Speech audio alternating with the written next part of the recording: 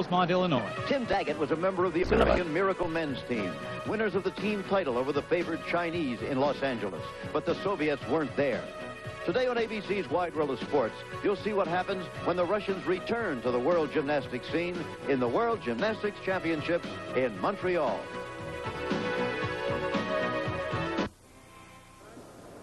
We're in the Olympic Velodrome in Montreal, the scene of the cycling and the judo competition in the 1976 Olympic Games. This weekend, again, it's an exciting place because being held here are the 23rd World Gymnastics Championship. Hello, I'm Jim McKay, reporting again from Montreal. It has been a long time, believe it or not, more than 9 years. I haven't been back since we were here for the Olympics. So it's kind of a nostalgic trip for me, but an exciting one too, because the World Championships of Gymnastics are a major event. We're going to be bringing you today on Wide World of Sports the men's individual all-around competition. Now, the Soviets are going to be favored. They've already won the men's team championship. It's a very interesting situation, however, because it's the first time in 2 years since the World Championships of 1983 that the Soviets have faced the best of the rest of the world. So they'll be favored, but it won't be easy because they'll be going against individuals like Li Ning of China. Remember, he won 3 gold medals out in Los Angeles. And then there's Koji Gushikin of Japan, coming off an injury here, but he's the man who won this event, the individual all-around in the L.A. Olympics. As for the Americans, well, it's sort of a rebuilding phase. Just 2 members of our victorious men's team from L.A. are here. That's Tim Daggett and Scott Johnson. Where are the rest of them, and where are the American women who found glory in Los Angeles? Well, as today's program moves along, we'll be updating you on them. Where are they now? What are they doing? That sort of thing. Right now, let's update on our expert on this sport, Gordon Maddox. Gordon, why don't you run us down a little more specifically on the men's individual all-around? Well, Jim, the Russians are tremendously strong, and it's a surprise to me that the Soviet athlete Vladimir Artemov is in a tie for the all-around with an East German, Silvio Kroll. In third place is the 1981 world all-around champion Yuri Korolev. Li Ning had the misfortune of drawing the first round of competition in the team competition, and early in the day, gymnastic judges just don't give high marks, and so his score put him in 5th place, about a half a point behind the leaders. Koji Gushikin did fracture an ankle about a half year ago, has a full recovery, but it did interrupt his training, and Koji is down in 7th place, going to have to struggle a little bit. And how strong are the Russians? Well, Dmitry Belozerchev, the 1983 all-around champion, maybe the greatest gymnast that's ever lived, had an unfortunate auto accident a couple of weeks ago, shattered a leg, and is probably finished in competition. And his teammate, Yuri Balabanov, was the one that the Soviets thought might win the all-around. He has a tweaky ankle, didn't compete well enough to make it into the all-around finals. You know what? The Russians don't even miss him. Let's take a look at the standings then as we come to the final phase of the individual all-around. You see 3 Soviets in the top 4, along with the East German, then the 2 Chinese. As for the Americans, Tim Daggett is our best at the moment. He's way down in 15th place. But here is Yuri Korolev of the Soviet Union, world individual all-around champion in 1981. Didn't do as well in 1983, now returning to the world scene. Now, Yuri will be attempting a one-arm Sukahara, one-arm valser, now becoming the in thing in achieving the high difficulty that's required. That's a very nice ball, good solid landing. Good solid gymnast, too. At the age of 23, he's been around the world, had a bit of a slump for 2 years, but has certainly been coming back here. Now watch him in the air. Takes a good push off the one arm, slight knee bend. However, that is not apparent at full speed, and it was such a good landing, the judges just won't take off much. Okay, standing by for his mark, and there it is, 9.9 for Korolev. He could move up from 3rd place possibly with a mark like that, but here is his teammate, Vladimir Artemov, who is tied for the lead, remember. Artemov, younger, 20 years old, approaching the high bar now. Splendid gymnast. Now he passes over the top of the bar into a one-arm giant. Now out of this, he takes a move that was named after his teammate of a couple of years back, a Tkachev, a reverse hecht, over the top into an immediate flyaway half-turn re-catch. Now he has an interesting way of getting into eagle giants, which are also required. Watch this. He does a pivot into immediate eagles. Pops out. Good, a Stalder shoot. Named after the famous Joseph Stalder, Switzerland. Now here comes his dismount. A cool twisting double flyaway. Again, a nice routine. I would say that the Soviets are back, that's for sure. Absolutely. Vladimir Artemov from a town called Vladimir. Watch the roll now into Eagles. Casts out again on the top. Hops out of the Eagles into an immediate stalder. Comes out of the stalder. Takes one preparatory giant. Gets set up for his dismount. Now it's a full twisting double flyaway. Takes it with a full twist on the first somersault. Is able to spot the landing very nicely. What kind of a mark does he get? There it is, 9.75. He loses ground to his teammate Korolev. This is Silvio Kroll of East Germany. He's tied for the lead coming into the final phase of this individual all-around. The mark they have already was accumulated during the team competition. That counts for half, and what they do here counts for the other half. Floor exercise. Excuse me, Jim. A full end double back. That's a full twisting double back with a twist on the first somersault. And that little touchdown will cost him probably about 3/10 of a point.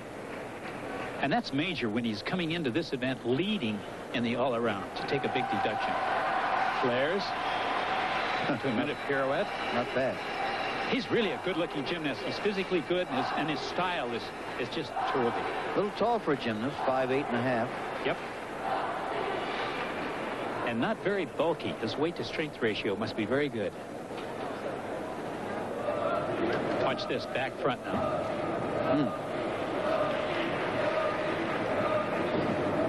Remember, 6 events in one going on at the same time. That man you saw flashing through the background was doing the vault. And how distracting it must be for these gymnasts to have the other 5 events somewhere in their consciousness. I think it takes a real discipline to work through it. Here comes a double back for a dismount now. Nice move. Okay, Silvio Kroll of East Germany, German Democratic Republic. That's what the GDR stands for there. Let's have another look. All right, now this is another shot of the dismount. Gets a nice lean into it. Takes a back handspring, sets it up very high, drops out of it, and is able to set his feet so that he doesn't take many hops. He has just one small hop at the end. It's a good finish to a nice routine. Standing by for the mark, 9.65. That'll drop him down into 3rd place behind Korolev now. So the Soviets take over the first 2 places. Loosening up there on the right side of your screen is Li Ning of the People's Republic of China, winner of 3 gold medals in the Olympic Games. He won this event, tied for the gold in the pommel horse and the rings. And wait till you see this opening. He's one of the few people in the world that does a double twisting, double back somersault. Just an unbelievable move, and he just drops out of it. Could parachute out of it. I said he won this event. I'm speaking of the floor exercise, of course, not the individual all-around. Comes out of his double very, very high. The most underscored of all the potential leaders in this competition. And just a beautiful person. Flares up into a pirouette.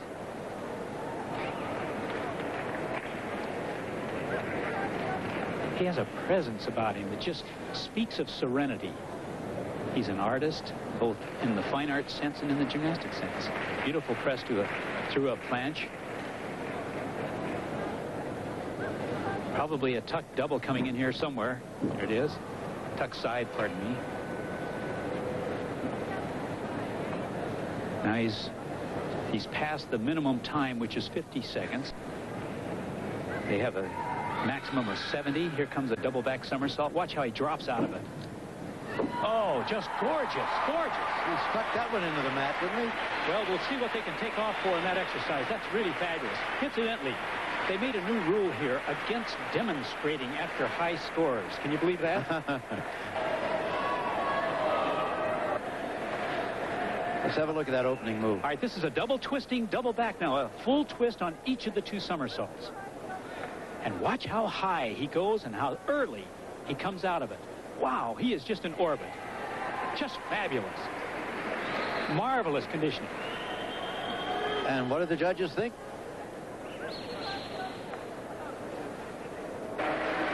Look at that, a 9.9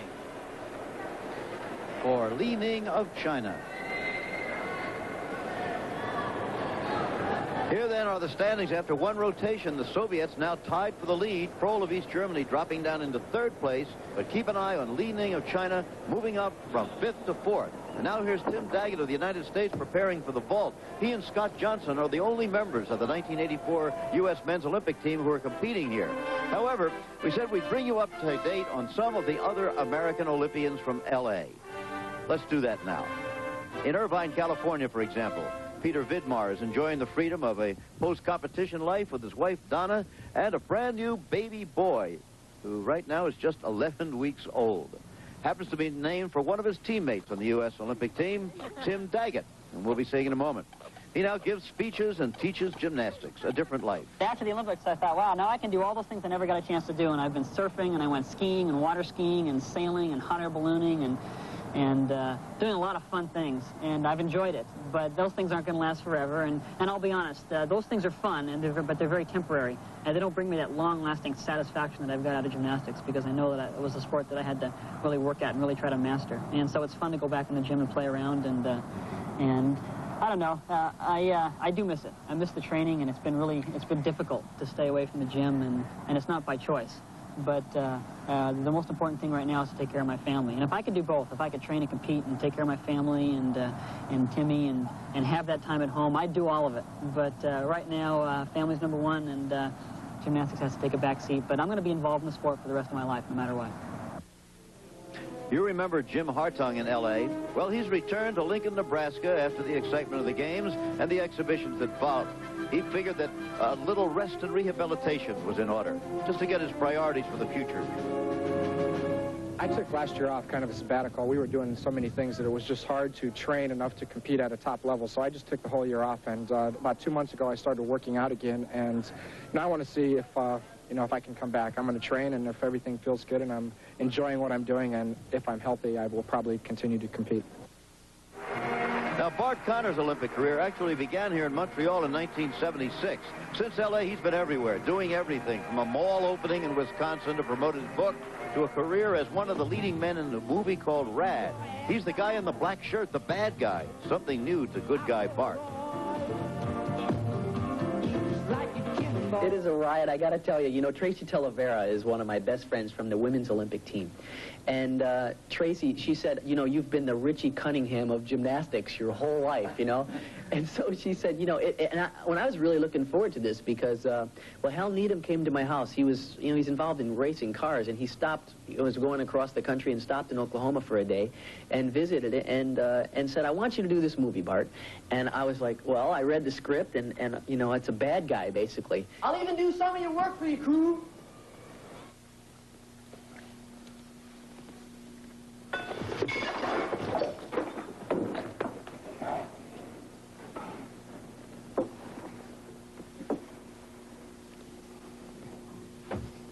How you doing? Well, hot shot, looks like you owe me $1.05. $1.05, a buck. Well, the buck stopped with Bart in L.A. in this Olympic performance on the parallel bars, remember?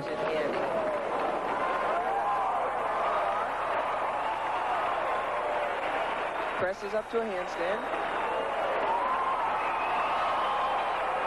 Now is half turn to a handstand or stutz to a handstand, and all he has left is his dismount, and he nails it. Great routine. There's your 10. If I retire now, then my last competitive performance will have been a perfect 10 on the parallel bars. And, man, if that ain't the way to go, there is no way. Can't argue with that. Now back to Tim Daggett, carrying on for the United States, doggedly so, in 15th position on the vault. He'll be trying a one-arm Sukahara. Oh, and he's not quite as high, or does he get quite the vault distance that he needs? No, it doesn't look like L.A., does it? Tim Daggett standing by 9.6. That won't help his cause. Not a bit. Vladimir Artemov of the Soviet Union tied for the lead, but now with his countryman, Yuri Korolev. Well, here comes a series of back bounders into a punch front. A real nice set. And Artemov has been just beautiful in all of the competition. He's a stylish gymnast, very lean body. There's her flares. And is extremely strong.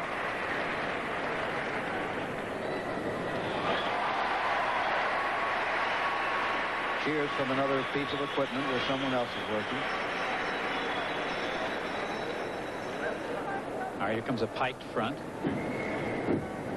Rather anticlimactic pass after such a big opening.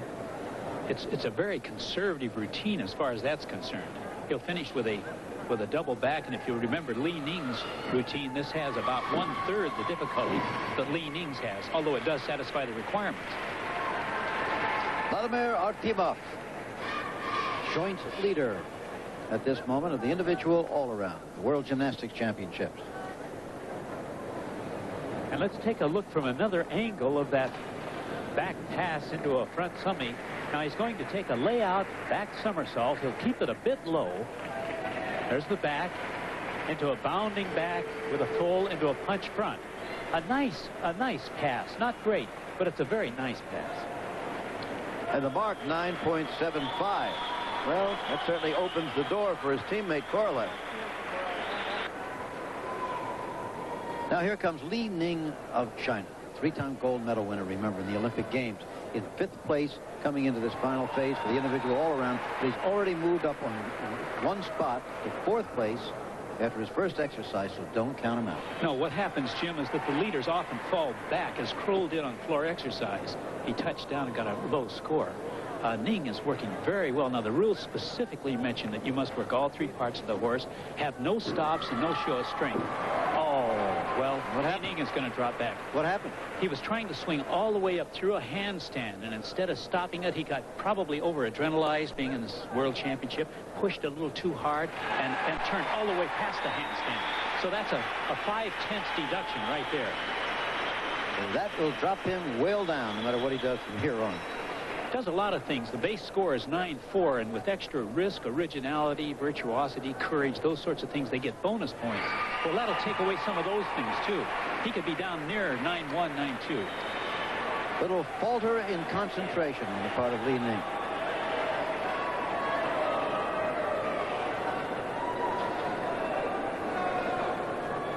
Now let's watch it. He's really working his single leg work high. Here he breaks into a front scissor. Now he tries to swing all the way up, take a half turn, catch the handstand, and he just pushes much too hard, takes it all the way past the handstand, and I suspect that's the first time he's ever done that.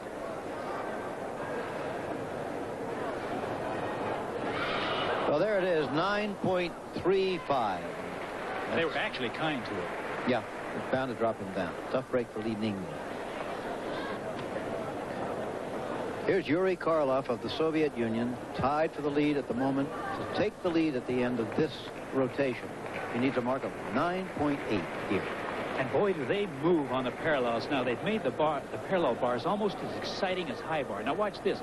In fact, they work at it much like the high bar. They'll start with a peach basket to a handstand, and they begin doing giant swings. Here's a giant swing, an immediate pirouette. Another giant swing. Here's a stitch to a handstand. Another giant swing, immediate straddle cut. It's become a very visual event. It used to be dull, if you'll recall. Now press to a handstand. Now, a series of another moves to the handstand. Stitz, and here comes a double off. And except for a little hand touch in the center of his giant swings, that is a perfect routine. Yuri Korolev. Those names like Stitz that you hear and so forth, Gordon saying they're very often named after something. Exactly. They used to use biomechanical terms or parts of the apparatus. Now they use the founder's name. Here's the Stitz hand, made by a man named Stutzkier. And there's the double off. Little step on the landing. Well, did not cost him the lead. We'll see. Take another look now at the end zone. Watch this. It's almost as if you were working a bar suspended between the parallels. Giant swing to the Stutzkier. Another giant swing. Really extraordinary work. The immediate straddle cut into a shoulder roll.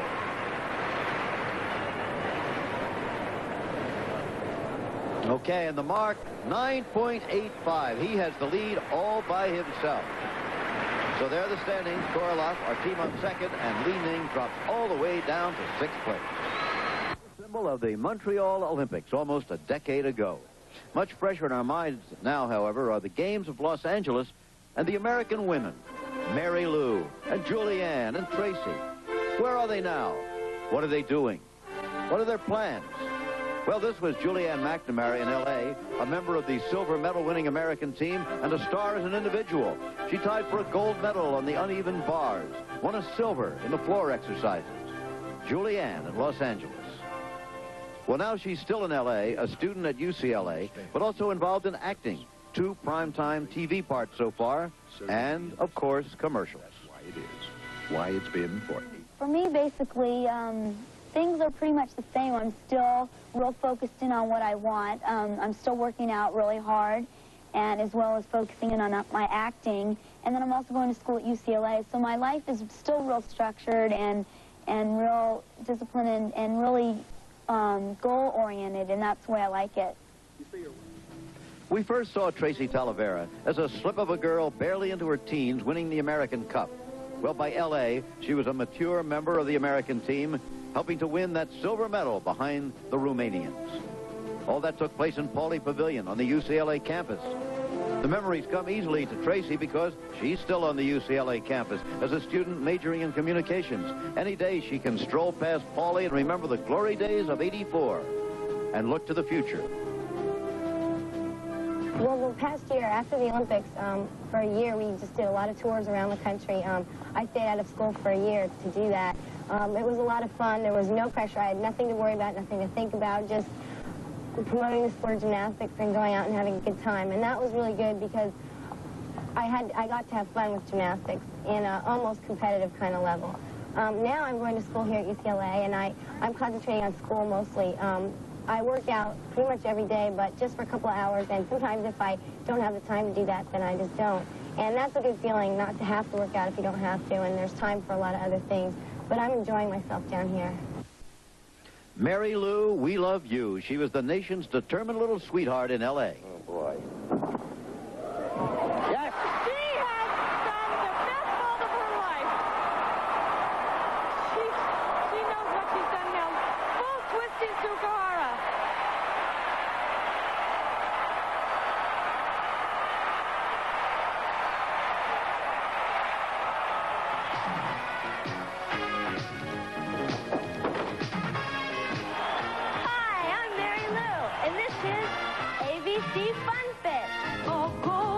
And Mary Lou hasn't left the home screen since, on TV programs and mostly on commercials. Lots of commercials. Now flash, flash, flash, that winning smile. No question about it. Mary Lou Retton has been a commercial success, as in TV commercials. Where is she now and what is she doing? Well, we are told that she is training with her great coach, Bella Carogli, in Houston, Texas. Training for competition? Well, that is not clear. Not at all clear what her future competitive plans are. We would like to talk to her about them. However, her agent, John Trietta, told us very simply that Mary Lou is not available for interviews in connection with these World Championships. Germany. Now, he starts off rather easily. He'll just simply do a kip, swing to a handstand. Immediate swing handstand with a giant swing, followed by a move called a Yamawaki, which is named after the Japanese man who originated. Now watch this. It's sort of a 1.5 front somersault over the rings back to a handstand. Lowers to a cross. Long arms for the cross. Gets it stopped, but not quite. Now he has to do a press to a handstand. He's already swung to a handstand. Now having pressed, he's fulfilled those requirements. And you'll see a layout double flyaway. Okay. Exercise, very commercial. Silvio Kroll, who was 4th in the 1985 European Championships in the individual all-around, currently 3rd. All right, taking another look now on the dismount. Comes a dismount. He bails out of the handstand. Takes a long pull. Layout, double flyaway. Very nice. And all along, remember, you'll be hearing applause from other events that are going on at the same time.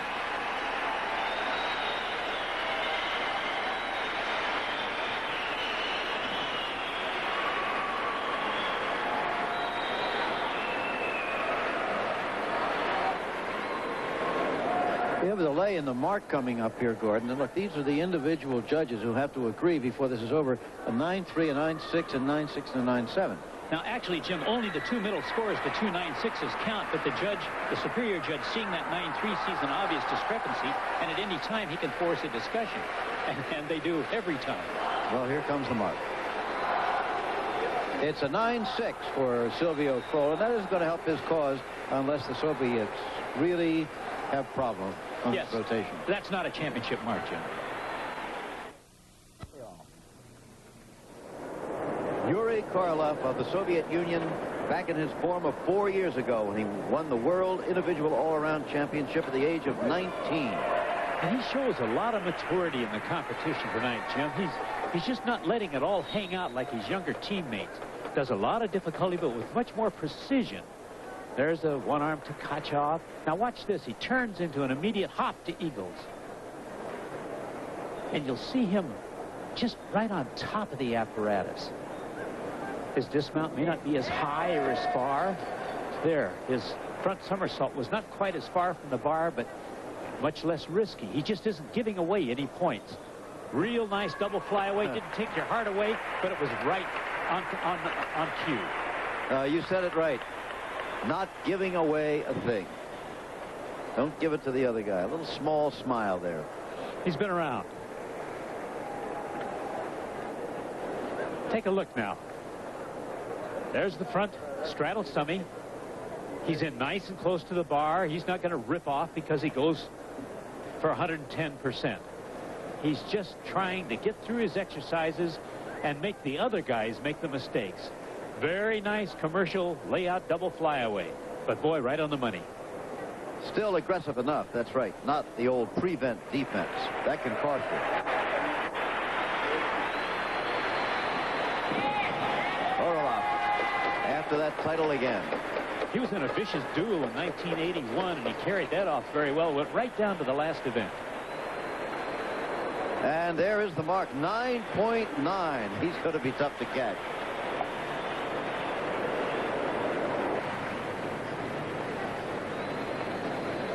Vladimir Artemov in second place now. He started this session tied for the lead, is now just slightly behind his teammate Korolev. Working on one pommel, doing a lot of work on one pommel. He really is an extraordinary gymnast and very good on the pommel horse. First came over here on one of the tours with the Soviets when he was a junior. Had great difficulty then and no skill in the style area. Now he's become so stylish. His hips are up very high on his front scissors. Now he's worked all three parts of the horse. More flare work, up to the handstand, and just a fabulous routine. The flare, something that was brought into this sport by an American, Kurt Thomas. Right. They use it on the floor. They use it on the horse. All right, here we see another look at the dismount. He'll get into flares. It's an undercut with his right leg. Continues to undercut. Plants the hand swings up to the handstand, and the handstand is a relatively new innovation on the pommel horse. Okay. There is the score, 9.85. An excellent mark, but not good enough. He slipped a little further behind his teammate Korolev. So, again, the two Soviets, and then Kroll staying just the same. A good way to go yet. We're at the World Gymnastics Championships in Montreal. This is Jim McKay with Gordon Maddox, and about to perform in the floor exercise is the leader in the competition. This is Yuri Korolev of the Soviet Union. I suspect he'll remain the leader. He is a very steady performer, and he's been here before. Now watch his mount. It's a layout double back somersault. Now after he gets out of this corner, he comes back with a very unique move. He'll do a double front somersault, which is a blind landing, and is the very reason you don't see very much of it. He'll do a double front now, take a forward roll out of it whether he needs it or not. Really pretty. Floor exercise, one of his top events. He was second in the World Championships 2 years ago in the floor exercise. Very, very steady performer, and the depth of the Soviet team is just unbelievable. What's new? Yeah, for sure. Well, the Chinese now beat them in the last World Championships in Budapest 2 years ago, but not this year. No one is coming close. Nice flexibility. Now, that's all the flexibility he needs to show. He doesn't really have to do a splits or anything of that nature. Here comes another layout, double back for dismount. Fabulous routine. That's going to score 9-9, 9-9-5. Not too bad. Yuri Korolev. Kind of a charismatic young man, too. Smiles a little bit for the crowd. Very, yes. All right, here we go now. Coming right at you. There's a front handspring through to a double front somersault. Extremely difficult. Extremely risky, too. And risk is one of the things that they look for, the judges in gymnastics, and they can reward up to 2/10 for that. Yuri Korolev from the town of Vladimir in the Soviet Union, 23 years old. Good height for gymnast, 5'6", 139 pounds. Everything just right. It's about 4 pounds heavy. Well, the mark is just 1/10 light of perfection, 9.9 for Yuri Korolev. Nobody's going to catch him on this rotation. The Soviets dominating here with the Americans very much in a rebuilding phase. But let's update ourselves now on 2 more American Olympians. We found Mitch Gaylord and Kathy Johnson on the set of a movie called American Anthem. Mitch has moved quickly from gold medalist to pinup poster to movie star. Action.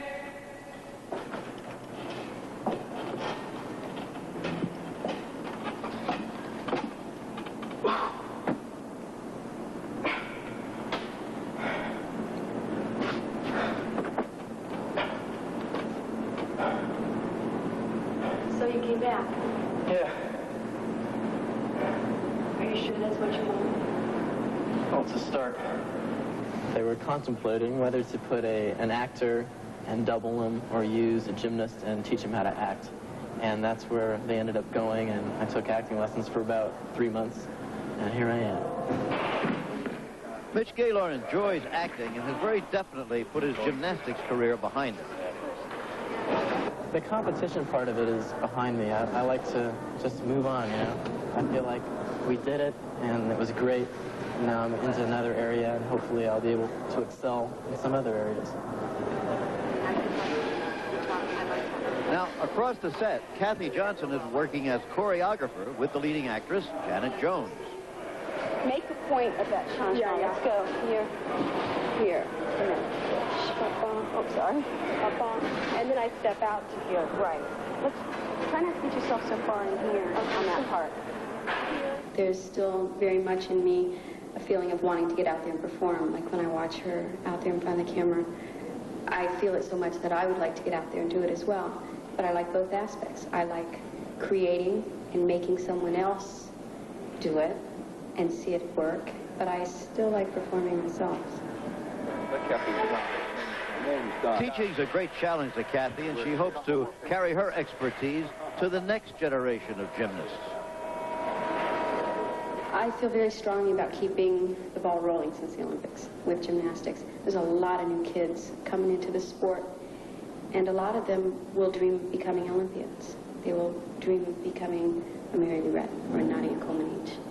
And I would like to also add another feeling toward gymnastics, that winning isn't always first place. Winning is going out, working so hard at something and dedicating yourself to something and achieving and reaching your potential. And not only reaching your potential, but pushing it outward, going beyond, digging down deep. And there's a lot of things you can learn about yourself in gymnastics. It's not just winning first place. With one rotation to go, here are the standings. They remain the same. The 2 Soviets in first and second place.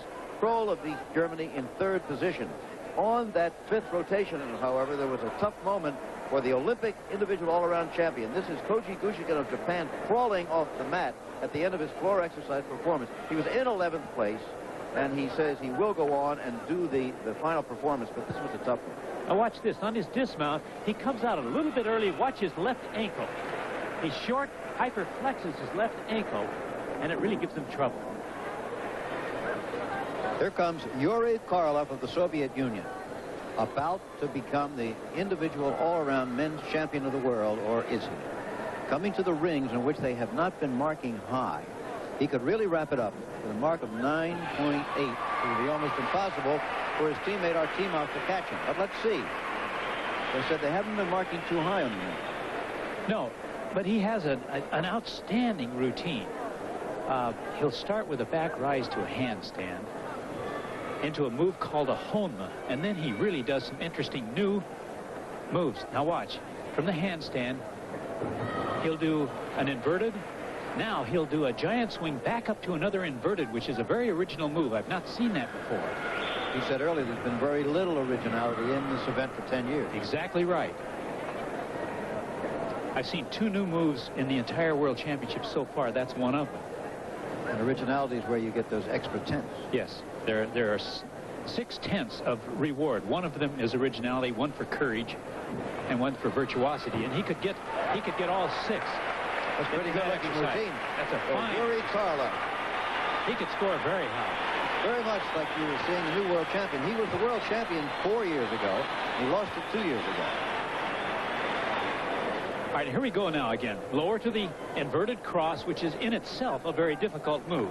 Then he drops into a giant swing forward, right back up into another inverted cross. Beautiful. Lowers to a cross again. That's really a dynamite routine.